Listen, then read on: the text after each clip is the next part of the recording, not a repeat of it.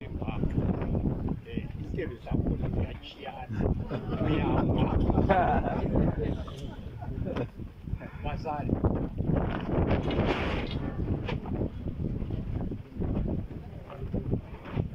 ngithanda ukubingelela mina engikhuluma ngingakakhulumi inkosi Hlabangani umntakaFifa olapha eKupa uqala waseseyinyati abaningi abona ngaphansi kwabanayo abadala abasizanayo bethela imithelo leyana ethelwayo kwakuthiwa ngiyamakhanda nawo abantwana bathe ensukwini ngithanda ukwemukela abafundisi abayibo abasesivulele umsebenzi esingawo namhlanje. Kodwa ukuzwa memfuna ukuthi kuhlale ikwazi nje zawuphendula ukuthi kathi thina sithe sizalwa ithuna lezitholile.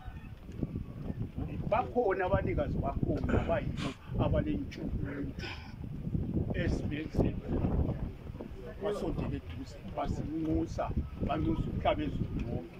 Siyalithanda bakithi ukubaqamba ukuthi ngobani bazazitsho bona umsebenzi ekwenziwe sithe sizalwa nanzela ngo-41 kukhona lokhu Jike kukhona lokhu konke lokhu kukhona ungabi inkomba sesengikulazi kodwa-ke ubuhle esebenziwe ukuthi bakhumbule umuntu omdala kangaka ngalindlela siyalibonga. Ngibingelela abafundisi bethu sebesipile intshumayelo, ngibingelele abadala besigaba abaka-115. Ngizathanda ukuthi ngamunye ngizathatha isikhatshanyana ngamunye sobhuku azitsho ukuthi ungubani ngoba kwesinye isikhathi ngaqamba ukuthi lo ngubani kanti into esehambile wakwenza after watshintsha mina lokhu engibizile yena umthibizwe lakho ngubani isithiwa sakhathi esiyaphenduka yahamba kalejinjibizo